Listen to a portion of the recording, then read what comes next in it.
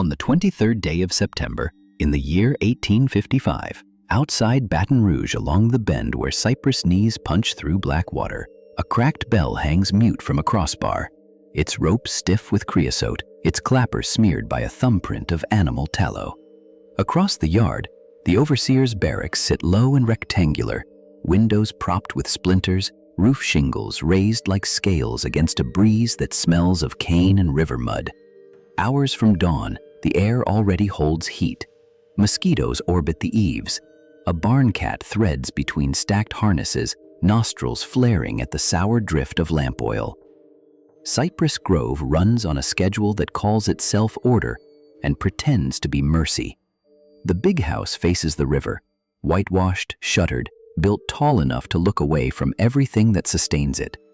Behind, a grid of outbuildings marches toward the tree line. Kitchen shed, smokehouse, tool crib, sugar shed with its copper kettles, a long stable with a loft stuffed in sweet straw, the barracks where the overseers sleep in turns and drink in longer ones.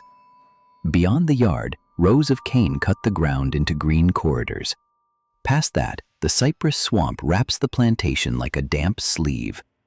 Surveillance at Cypress Grove prefers to call itself watchfulness. The head overseer keeps a ledger that tracks rations, punishments, task counts, days without incident. There is a bell for morning roust and another for nightfall confinement. There are dogs in a plank pen beside the tack room, ribs like barrel hoops, muzzles rubbed raw on the slats, trained to the scent of sweat and fear. At the end of each day, a man with a key ring big as a fist walks the row of doors in the slave quarters, tapping the stiles with the iron, making a sound that is both inventory and warning. The ring holds more keys than there are locks on the place. Some are decoys. The ring itself is theater. Ezekiel of Baton Rouge works the stable, stableman by assignment, but horseman by skill. He learned balance from animals that can smell a lie and know it by the breath. He knows how to calm a skittish gelding with a palm to the muzzle and a soft pressure behind the jaw.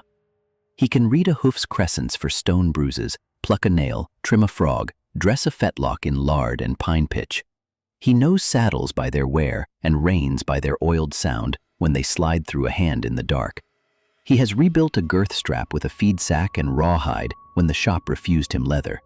He knows that lamp oil, spilled, travels along wood grain and collects in the joints. Ezekiel's world is square feet of barn and hours divided by bells. He has no pass to cross the yard uncounted. At night, he lies on a pallet in the quarters with his boots under his head to keep the rats from the insoles. He keeps in his mind a map of the plantation no overseer could draw, shortcuts behind stacks, the weak hinge on the kitchen porch, the hollow under the fig tree where children store game pieces scratched from shells. He has in the pocket of his thoughts small rituals that help him remember he is still human. Before first light, he rubs down the roan mare the owner favors and tightens, not too much, the cinch that always slips one notch after a turn. He counts the hoofbeats of each horse led to water, matching the rhythm to his own breath until the barn quiets and the river's long hiss is the only sound. There is, under all this labor, a wound that does not close. The year prior, in the month of May, when the heat begins to glue shirts to backs before noon, a runner called Abram vanished from Cypress Grove. Days later, a bounty rider came with a receipt torn from a New Orleans paper and a tale told in the office, and a couple of days after that, the head overseer added 2 lines in the ledger, a fee labeled recovery, and a notation about damages for lost labor. No one said what Abram's recovery looked like.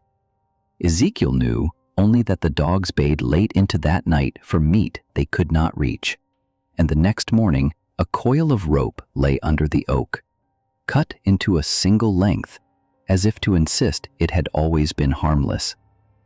Ezekiel's wife had been sold the winter before that, carried upriver with a bundle of kitchen knives and a crate of demitasse cups, as if she were cargo between them. The overseer put it in the ledger under domestic transfer. In the ledger's logic, grief is merely movement with a price. That winter, Ezekiel pinched the skin on his own wrist in the stable until he left crescents that matched the horseshoe nails he carried in his mouth while he worked. He did this so he could feel something he chose. The antagonists in Ezekiel's life keep their own rituals. The head overseer, Thomas Boswell, walks with a cane although he does not need one. He carries it for the sound it makes on wood and the weight it gives his posture. His vice is certainty. He believes systems once written cannot lie. He runs his thumb along the ledger's edge each Sunday night as if to bless it, then takes a pull from a blue glass bottle he keeps in his desk and swallows the burn like proof that he is real. His method of control is enumeration. If he can count it, he believes he owns it. His weakness is that he trusts papers more than people and expects ink to behave.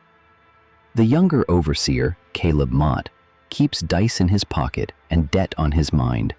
He shortens rations and sells the difference to a grocer on the river road. The dogs adore him because he feeds them scraps the rest of the yard never sees. His weakness is appetite. When liquor finds him, he miscounts. When he miscounts, he blames. When he blames, he grows careless with locks. The rider in and out of the yard, Jared Craner, does not belong to Cypress Grove, but to a circuit of men, wears a hat that puts his eyes in permanent shade. His weakness is pride, the kind that craves acknowledgement more than coin. He wants to be seen as necessary by men who will discard him when the wind changes. There is also the yard forewoman, Hester Rawls, who runs the kitchen and the laundry with a tight jaw and a straight spine. She is not free. She is not paid in coin. She moves between the big house and the quarters in a way that teaches her the language of both. Her control method is precision, down to the careful knot on every parcel and the chalk mark on the pantry door. Her weakness is that she sees everything and therefore cannot close her eyes. Artifacts litter Cypress Grove, like seeds that will sprout in an hour. No one can predict. A decoy keyring sits on a nail above the tool crib, heavy and dramatic, while a smaller ring with the real keys rests flat inside a flour tin in the kitchen, masked by a layer of meal. A rusted lock clings to the lamp oil shed. It sticks on humid nights and requires a shoulder to move the door, even after the bolt slides. A fig tree, old and mean-branched, stands beside the stable. Its fruit drops and splits at noon, drawing yellow jackets in a cloud that makes the air look like it hums. A ledger with marbled cover and brass corners lies in the overseer's desk, its pages cut clean, its margins ruled, its loops and strokes identical across events that do not feel identical to the people they catalog. A bell with a shaved clapper wheel sits in the office corner in case the big bell fails. Ezekiel studies systems because survival depends on prediction. He marks, without seeming to, the hours when Mott grows sloppy. He notes which dogs bellow at strangers and which only lift their heads.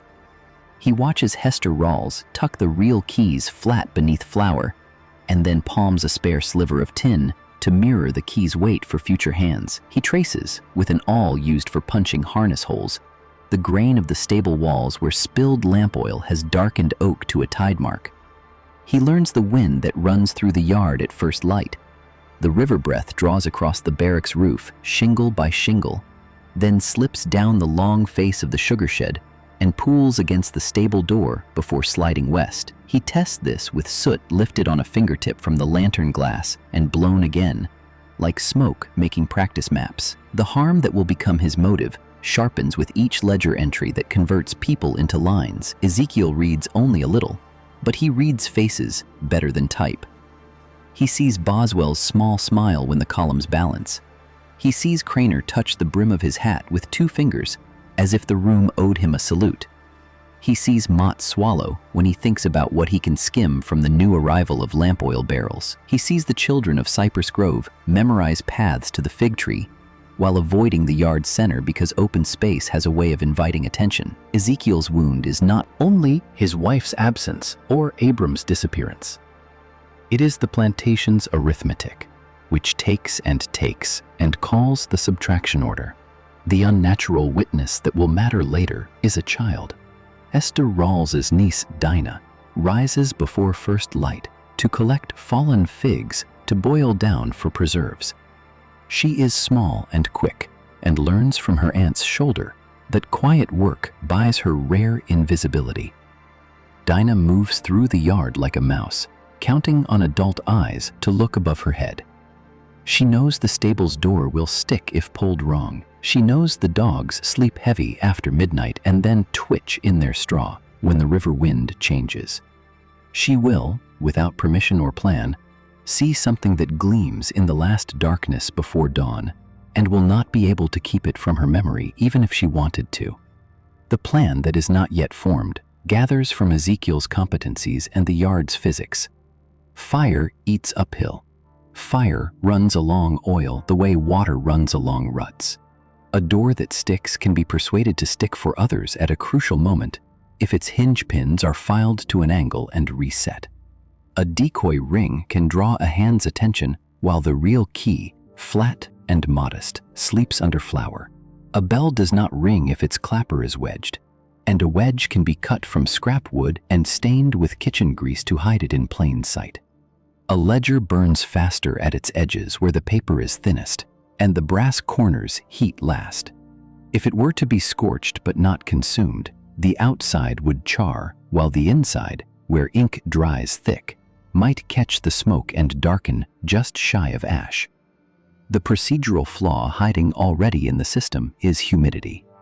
Moisture bloats wood and gums mechanisms. It makes hinges resist and oil thicken. It makes lamp wicks smoke long before they take flame. On nights like this, Ezekiel has to coax lanterns with long patience. In a hurry, he knows, a man could think a wick is ready when it is only sullen. A wick that sulks wastes time. Time exposes plans. Cypress Grove's antagonists will not know they are being catalogued until it is too late. Boswell assumes the bell will ring at the proper minute, because it always has, and because he wrote that minute in the margin of a page that calls itself schedule. Mott assumes the dogs will bark, because they are dogs, and barking is what they do. Craner assumes his secret prices are secret because the paper that lists them sleeps in his coat lining, sewn crookedly by a hand without practice. Hester Rawls assumes she can maintain the balance she has learned to keep between the big house and a quarters. But her niece will see a thing a person is not meant to see, and will measure her silence against that image, and will find silence too heavy to carry. The plantation's roots are set, but people have learned to braid their own paths within them. Elders sit on quarter stoops seasons. Children fetch water and learn to keep their eyes down when men from off the property speak in the yard. Lookouts exist without being given the name. A boy will cough twice if a horse approaches the back way. A woman will shake a rug twice if a stranger lingers under the oak. In the stable, Ezekiel buttons his shirt to the throat against mosquitoes and checks the level of oil in each lantern with the end of a whittled stick, rubbing the oil between finger and thumb to feel how it drags. A map drawn in charcoal on the inside of a feed sack and rolled tight under a hay bale shows the yard with its distances paced by steps instead of yards. From stable to barracks, a short sprint. From barracks to tool crib, a straight line, watched by the dogs. From tool crib to lampshed, a right angle that crosses open ground no one wants to cross because open ground invites eyes. From lampshed to fig tree, a line shadowed at pre-dawn only. From fig tree to smokehouse, a path where the kitchen women pass and no one asks why, because the work makes their movement necessary.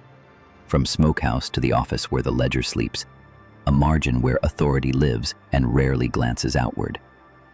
On the last evening before the day that will be remembered, thunderheads build over the river, but never break.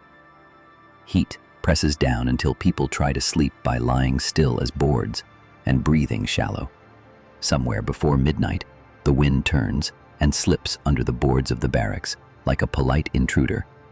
In the quarters, someone coughs and turns a pillow. In the kitchen, a mouse tests the edge of a sack and finds it hard. In the stable, Ezekiel sits on a stool he turned into a rung with his own hands glances at the heap of harness cutoffs and the coil of discarded rope, and runs a file across a hinge pin until it grows warm under his fingers. He listens for the yard's metronome. A dog shifts, jangles a chain, sleeps again. A horse stamps at a fly and snorts. Far off, a barge whistles on the river, a long, hollow sound that reaches the yard, delayed by humidity. Ezekiel counts his own pulse against that note and then counts backward to calm himself. He has taught himself to do this to steal stillness from the air. The bell rope, stiff with creosote, hangs from its crossbar like a dark snake. Boswell will come before first light to ring the morning, because Boswell believes his hand begins the day. He will expect the clapper to find the bell's throat as it always has. He will expect bodies to rise and move toward tasks, because that is what the ledger promises.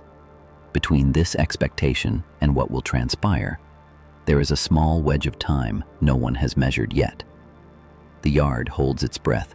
The fig tree drops a fruit that lands with a flat tear and then draws yellow jackets that hum like a distant, single note.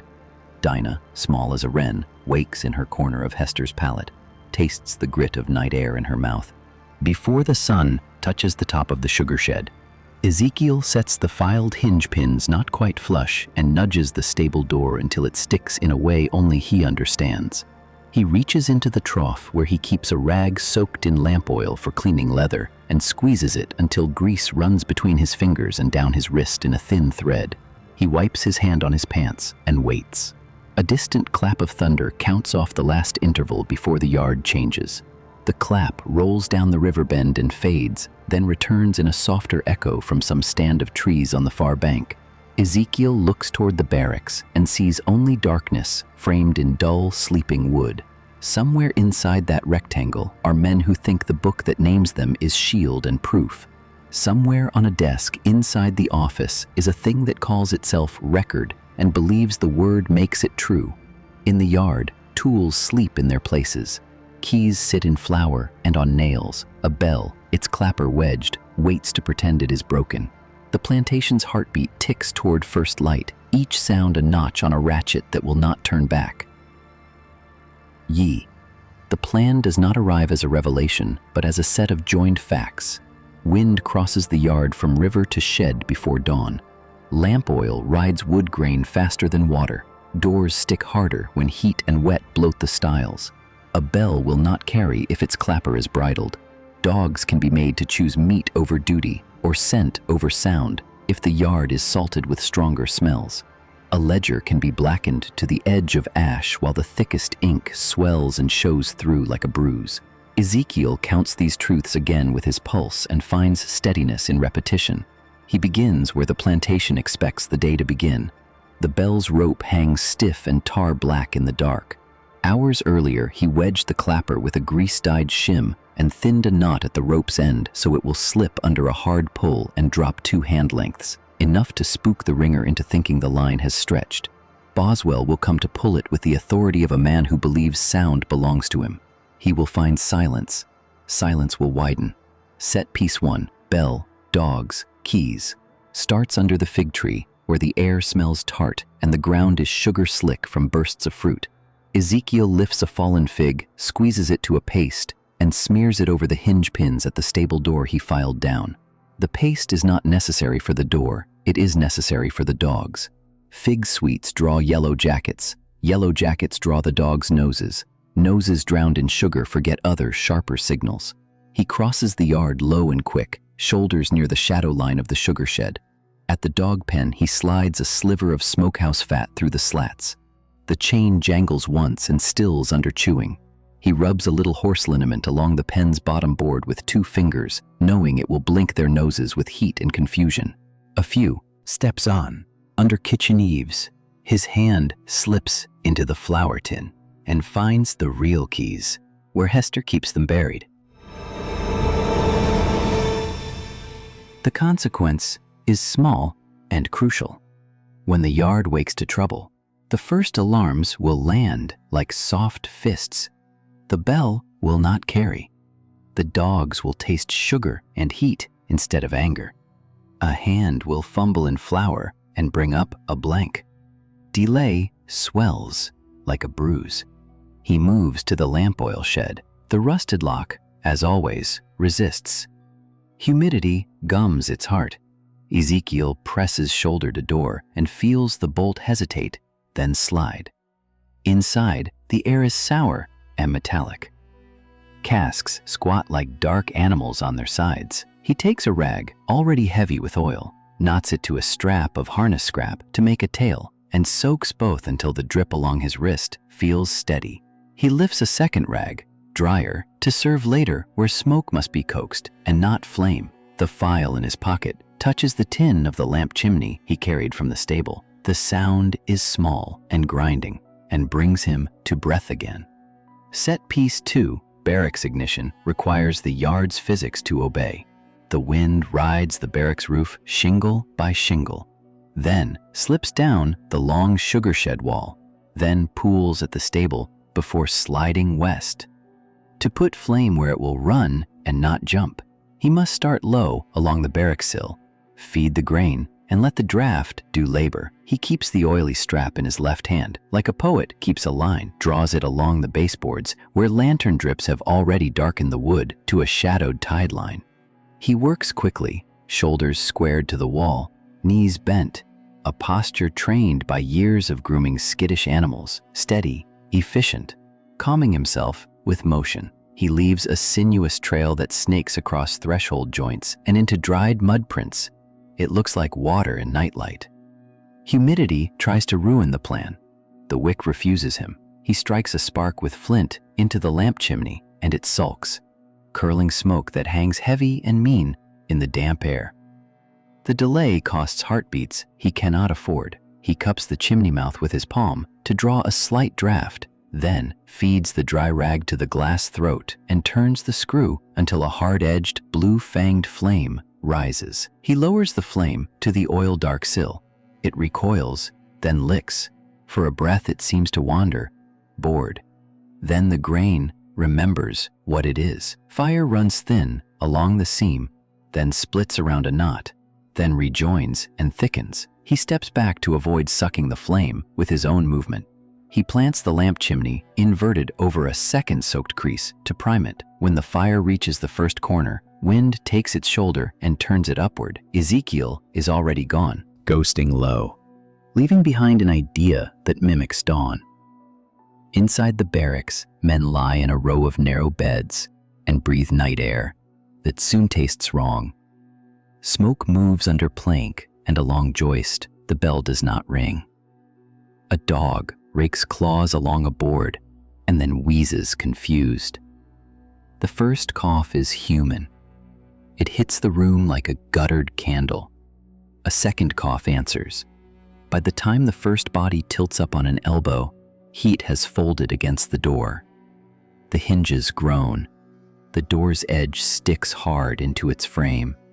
A shoulder hits it and slides. A second shoulder hits it again. The softened latch holds like chewed wood. The same mechanism that once confined others now yields reluctantly to its owners. No one in the yard hears a bell. The clapper is bridled. No one's hand finds a real key. Metal teeth sleep inverted under flour. Ezekiel does not linger to watch the physics make good on their promise. He crosses to the office corner of the big house wing, where Boswell keeps his ledger, in the desk whose brass corners gleam like little badges. The door stands on a shaded porch with a mat the color of dried tobacco. The key that opens it is not on the decoy ring, but in Boswell's pocket, or in the trousers folded over a chair arm inside, or tucked under a blotter where Boswell's habits might have put it after his last drink.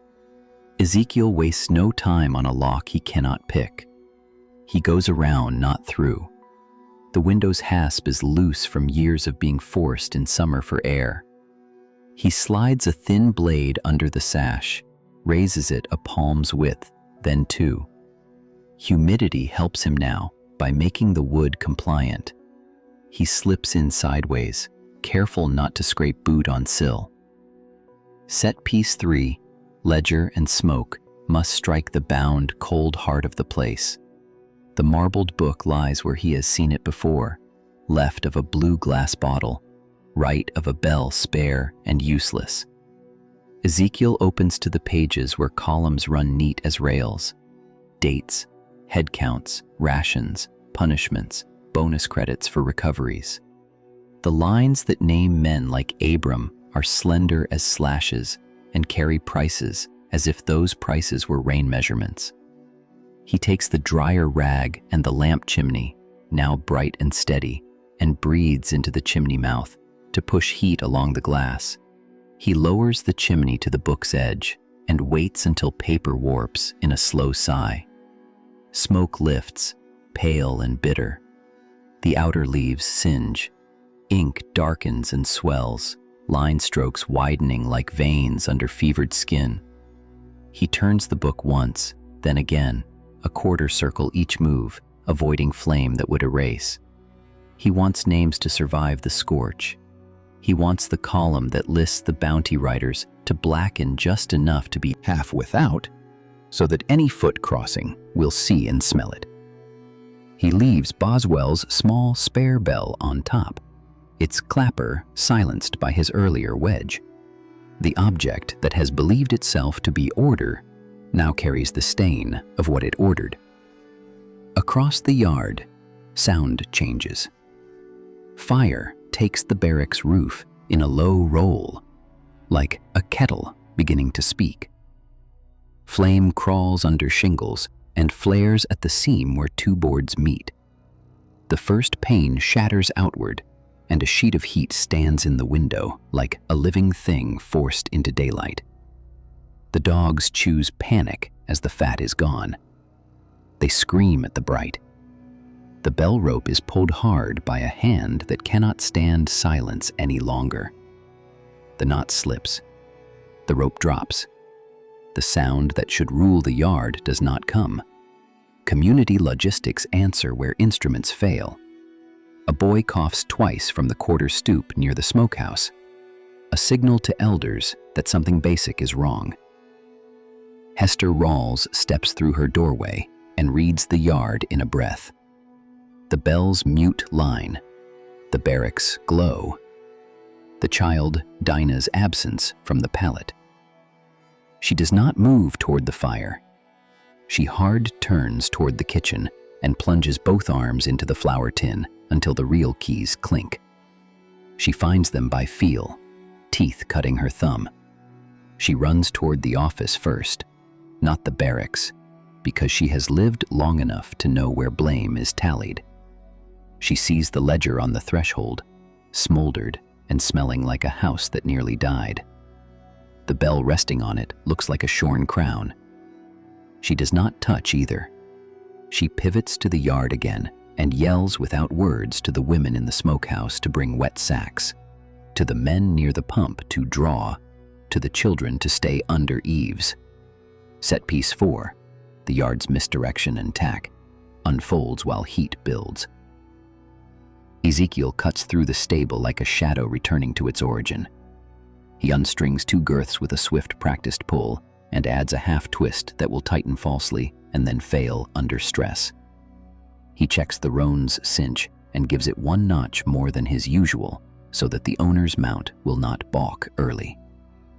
He loosens a shoe on Mott's mare with a flat nail puller slipped into his sleeve, leaving it ready to go, noisy and lame on the first hard turn. He drops a handful of oats along the stable's far side to draw any horses that break their halters toward the tree line rather than the yard. He slides the filed pins back into the stable's door hinges and presses the door until it sits at a precise angle where a hard pull will jam it. When men come to seize horses, strength will make their hands clumsy. The countermove arrives anyway. The storm that threatened earlier does not break, but its wind turns, tugging at the barracks fire and pulling a tongue toward the jars. Stands pinned by the kitchen stoop, watching a small flame thumb at a splinter like a child testing a door. The smallest witness is exactly where chance has placed her, and Ezekiel, mid-yard, sees the angle change with a horseman's eye for weather. Adaptation is muscle memory made useful. He drops the lamp chimney into a water bucket at the pump so the glass will not carry flame in his wake. He yanks a wet sack from a woman's hands and throws it at the kitchen eave with an overhand motion he learned lifting saddles. The wet slaps wood with a sound like a tongue pulled free from a frozen rail. He uses a shovel to press the sack higher, standing on the smokehouse sill with boots slick from oil. He is deliberate. He covers the splinter and the seam beneath it. He holds until water runs down like tears. The greedy tongue hisses and blacks. The kitchen is spared its first bite. The barracks, freed from that new appetite, takes its own fate. Men lunge at the barracks door with shoulders. The softened latch gives, then sticks again. A bar drops from a rack. Hands grab the decoy ring at the tool crib and find theatrical weight that opens nothing. Someone screams for the bell to be rung and pulls a rope that slips to a useless length. Boswell staggers, half-dressed, onto the porch, sees his ledger under its humiliating crown, and freezes for a heartbeat long enough to write itself into memory. He kicks the bell aside and lifts the book by its warm spine. Smoke smears his palm. He opens to the pages he knows best and sees his own hand widen by heat into something swollen and clumsy. The names of the dead and the bought and the hunted climb out of their lines like a list read aloud in a court he does not imagine exists. Hester Rawls, feet planted, watches his eyes move left to right. She is not a judge, she is an accountant of consequence. What she sees will travel farther than any order he will issue this morning. Jared Craner rides in from the road at the worst possible moment, horse dark with sweat from a night run that should have ended at dawn with coffee and a coin. He takes in a yard that refuses sound, a building blowing cinders, and a kitchen whose eave steams and does not catch. He reads chaos, then the ledger in Boswell's hands, then the particular tilt of the head overseer's face, as two truths collide and try to live in the same skull. Pride arrives with Craner like a smell. He sets his jaw and kicks his horse toward the stable. Ezekiel has already done his work there. The first halter that slips free goes to the roan, which flinches and then steadies, trained by Ezekiel's routine to trust a hand at its jaw.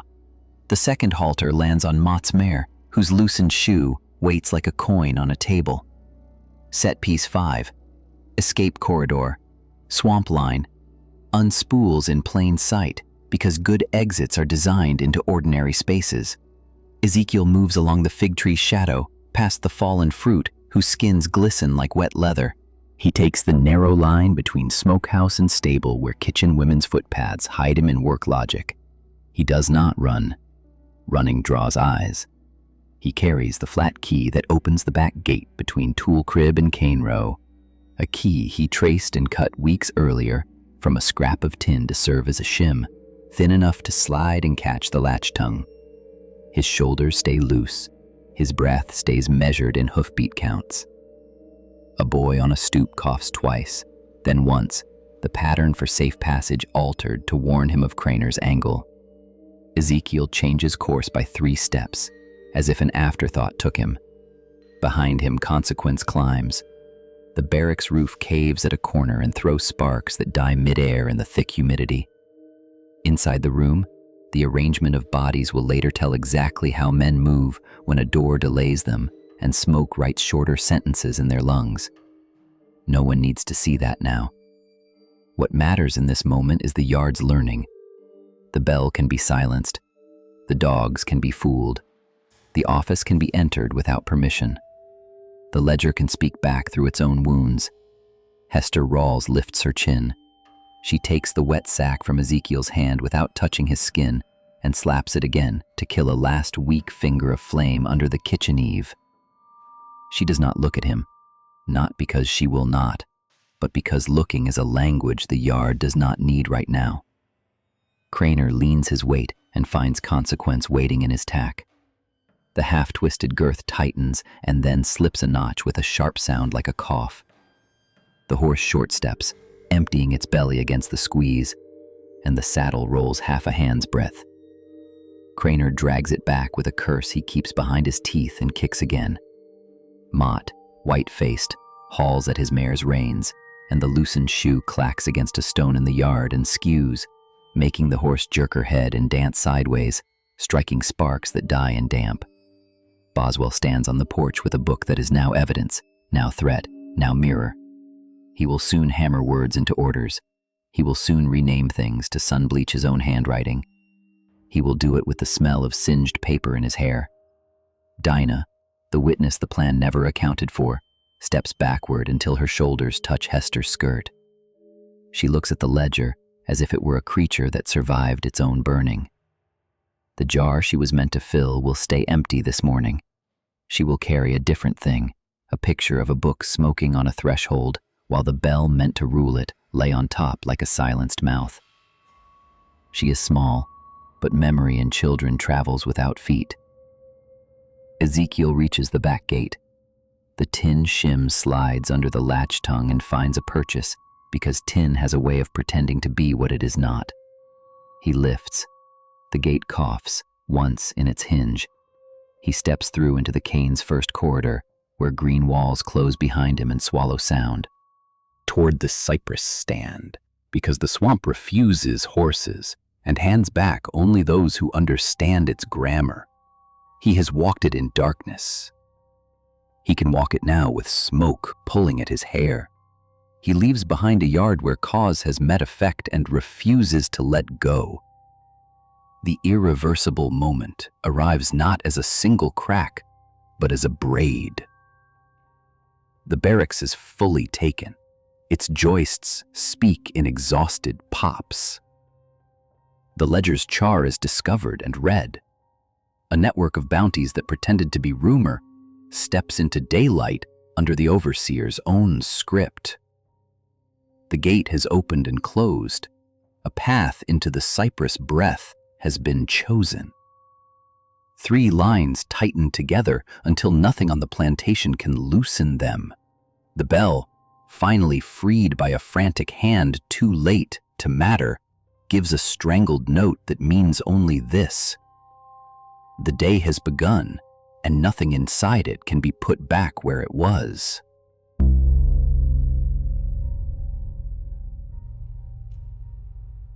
Ash frecks the yard like gray seed. The barracks has settled to a black angle, joists exposed like ribs, rooflines slumped and steaming, panes blown outward and glittering in the ruts, as if night broke into beads and fell. Damp heat presses everything to the ground. The dogs, hoarse from a chorus that never found its bell, lie with tongues blued at the edges, noses raw from liniment sting and sugar gnaw. The rope that should command the yard hangs lower by 2 handspans, not thinned and slick. The clapper wedge, olive with kitchen grease and scored with a knife mark, rests under the porch rail where a hurried foot failed to see it. Men lay where physics wrote their last positions. One body curls near the door, ribs turn toward exit like a compass that insisted on true north until air changed the rule. Another is folded under a window where the lattice frame, pried too late, reopened to bright heat instead of air. 2 others flatten in the aisle between cots, a line drawn by smoke that descended and hunted along the floor until lungs read the shape and yielded. Chin scuffs, heel gouges, and a shoulder smear that arcs down a wall make a slow ledger of attempts. The burn pattern on the siding says origin without drama. A low, fast crawl along the sill, oil-laced. Then a sudden lift at the corner where wind takes a shoulder and turns it toward the roof seam. The scorch rises even. There is no blossom of accelerant, no burst, nothing theatrical. It is a craftsman's fire, narrow and exact. The work of someone who has watched flame behave and made use of that obedience. The evidence lays itself out as if waiting to be read. The stable door shows hinge pins bright where a file met steel, faces angled in a way that makes openings smooth when a palm passes an inch above it. The tool crib nail holds a decoy ring heavy enough to bruise a wrist and as useful as a trinket. The real keys, flour whitened to their shoulders, carry a batter of meal in their teeth from a hand that plunged through storage rather than habit. The ledger wears its wound openly on the threshold, marbled cover darkened and curled, brass corners bluish with heat, outer leaves crisped to lace while inner ink swells and announces names and sums in a widened hand. The bell, embarrassed under its grease-smudged crown, leaves a faint circle of soot on the page where it sat. By mid-morning, the parish sheriff arrives from the river road with a constable and 2 militiamen, coats unbuttoned, boots mud-rimmed to their first laces. They rope off the barracks with hemp salvaged from a barge, cast knots around post bases, and set their bodies between the ruin and the quarters as if flesh could substitute for authority. They count softly while they move, a habit born of inventory and the need to make a list before blame is allocated. A coroner follows by early afternoon with a doctor who keeps a valise smelling of tobacco and spirits. They choose the big house dining room for the inquest because it is the only room with a table long enough to hold official gravity. Shutters are drawn to half, light sliced into bars the width of a hand. Chairs are aligned with a precision that reads as concern. The ledger, softened and warm at its spine still, is placed on an end length where a sweat ring will later mark the wood. The coroner's men visit the black carcass of the barracks and move slowly to avoid ash that puffs like breath. They note distances with the soles of boots. So many paces from cot line to door, half as many from door to latch. 2 low frames under the left window and 2 under the right. They measure the sill height against a man's thigh. They kneel to touch burn stratification, char at lower boards, smoother and tighter than at the rafters, and agree without speaking that origin hugged the ground and learned the room before it climbed. In the yard, they pick up a hinge pin and roll it on a palm, seeing bright metal that should not be bright, and a smear of fig resin that should not be on hardware. A deputy raises the decoy ring and feels his shoulder dip under the foundry weight. He hooks it back and writes a note about a thing that announces itself loudly and does nothing. He writes another about dogs made foolish by bait. He writes a third about a bell rope that shortened itself into cowardice. In the dining room, the inquest begins with a ritual called deliberation and ends with a paper called conclusion. It is a parish habit to smooth language until it makes harm less offensive to the breakfast table. The coroner records that 4 men perished by suffocation complicated by heat, that the structure showed signs of deliberate ignition along the base, that the yard's alarms were inoperative, and that neglect may have abetted malice. He does not write the word arson, even though he thinks it. He writes incendiary cause. He does not write murder. He writes loss of life. He does not write slaves. He writes persons assigned to duty. He notes the ledger's scorched edge and the survival of its contents in the same sentence, as if the book's endurance were as important as the flesh that did not. Boswell presents himself as order distressed by accident. He offers the ledger like a rescued relic and names its blackened edges unfortunate. He points to columns that still add their arithmetic smug in survival. His palm carries a red patch shaped like a country on a schoolroom map, where hot leather warmed his skin while he turned pages on the porch. He does not mention the clapper wedge. He leaves that silence on the porch boards. He does not mention a kitchen forewoman who found the keys when others could not. He thinks silence is a boundary that will hold. Hester Rawls stands in the back of the room, not called to speak, a linen cloth flowered to wrist and thumb still in her apron pocket. Dinah sits 2 rooms away with a jar of figs untouched, eyes on the porches, ears on anything that sounds like hooves.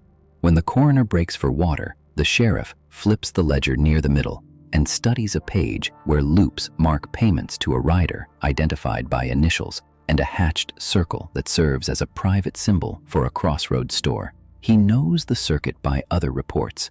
He reads the column called recovery and feels something cold settle behind his heart. His face does not record it. Craner, without invitation, pushes forward, hat at his chest, and is made to wait, then to sit, then to remove his coat. The coat lining betrays him in stitches put in by a hand that did not learn sewing in patience. Pockets bulge with receipts folded to widths that match the ledger's column lengths. He names his trade, necessary, not illegal. He names his work, service. He names prices, fair and within common practice. The sheriff notes that men who call themselves necessary do so while doors burn, and writes a line that does not accuse and also does not forget. The inquest concludes with a paragraph that keeps everything in the parish under the parish's control. Cause incendiary, culprits unknown, negligence contributory. A rider is cautioned and released. A plantation is given permission to harden. Search begins before sundown and then continues for days measured in exhausted circles. The militia send dogs into Cain. The first 2 hours are promising, then scent fails where Ezekiel walked water under Cypress knees, where tannin-stained pools swallow tracks and breath. The animals cast wide and narrow, hack at air heavy with swamp and ash, and collapse with lolling tongues when heat refuses them. Men pace the cane in files, machetes talking against stalks, shirts glued to backs, hats pulled blunt over eyes. They call to one another in short syllables, air. They wade into black water and back out, with leeches ornamenting calves like black commas. They find a log polished by feet and decide a path exists on top of water, a kind of grammar swamp men learn or drown in. They find a feed sack turned inside out, as if cleaned for hiding a small thing. They find a halter buckle under a blown leaf, dull with tarnish and brassy at the rim, and show it around like a medal before dropping it into a pocket someone will forget until winter. Ezekiel's passage is edited by the place itself.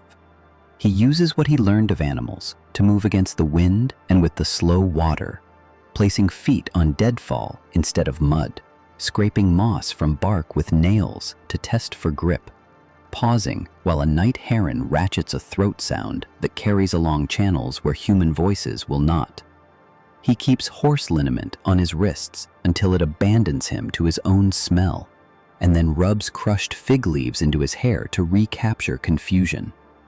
He sleeps in bursts measured by insects, one cicada song long, then another. He drinks where cypress knees hold rain and does not step where tannin pools glare. When he meets, after 2 nights that feel like one-rung ladder, a platform on a hummock where someone has sited a rough shelter, he does not step into it. He lays a coil of rope at the edge like a token, then goes on. A fisherman sees him from a skiff's shadow and looks away as if at a heron's back.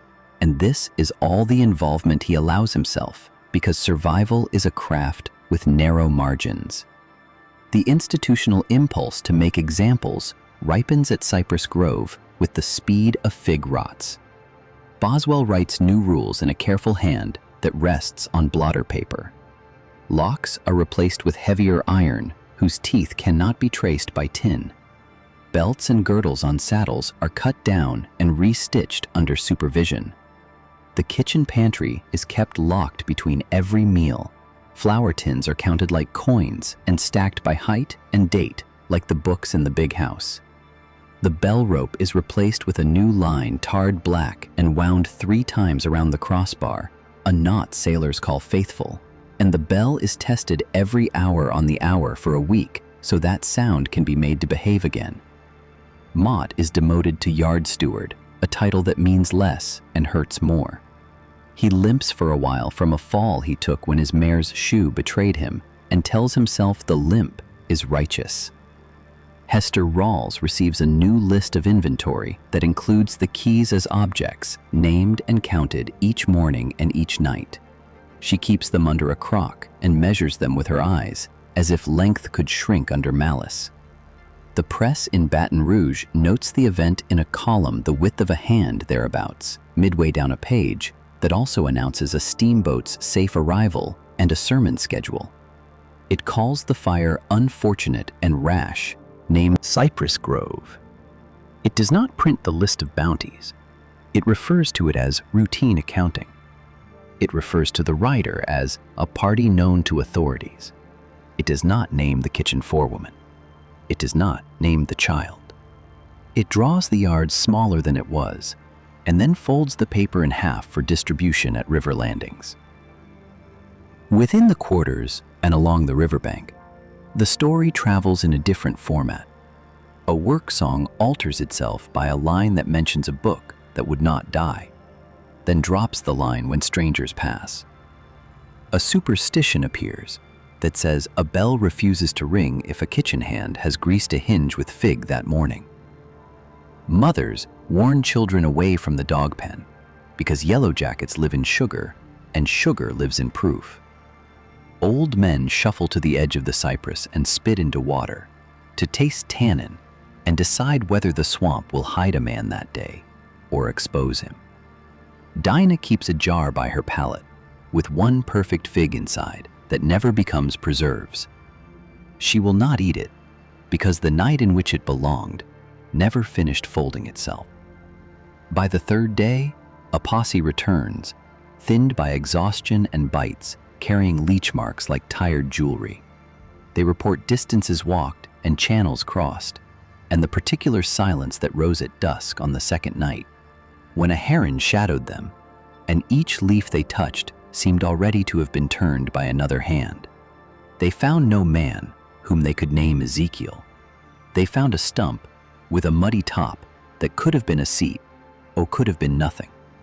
They found a broken strap end that matched harness leather from the stable. The sheriff nods and writes the phrase at large, which, in this parish, serves as both admission and dismissal. The plantation remakes its routine and calls the remake normal. Work resumes with a visible rib of caution. Men tasked to watch now watch one another more closely than they watch the cane. The dogs, given cleaner water and a new ration of tripe, howl with vigor for a week and then settle into ordinary hunger again. The bell regains its voice and throws it hard across the yard, as if volume could erase memory. The ledger receives a wrapper of oilcloth and an escort of keys. It is placed each night in a tin box that claims fireproof, as if tin can outpersuade heat. Boswell writes lines with a stiffer wrist and keeps the bell spare on the desk farther from reach. Craner rides in less often and keeps to the road's middle. When he leans low in the saddle, he tells himself it is to read his horse's neck and not to hide his face from porches. Hester Rawls adjusts by subdivision. She labels crocks with scratch marks inside the lip, where eyes from the big house will not look. She loosens and tightens the kitchen's breathing with steps measured to confuse a watcher's notion of predictability. At night, she sits with Dinah and directs Boswell's eyes when he first read the thickened ink. The Quarters does not need her language for that. She commits to an account book in her head, and in that book, the column called Consequence adds itself differently from the one in Boswell's desk. Far from the yard, beyond a run of cane that slants to a ditch, beyond ditches that empty into a black ribbon among knees and trunks, Ezekiel becomes part of a community that does not call itself a community because naming is a luxury. The people there speak in footsteps and small exchanges of objects. A woman pins a rag soaked in turpentine under a platform corner to smother insect stink. A man sets fish bones in a pattern that suggests a trap's best placement. A child arranges palmetto leaves to catch rain in a series of cups that fill by degrees.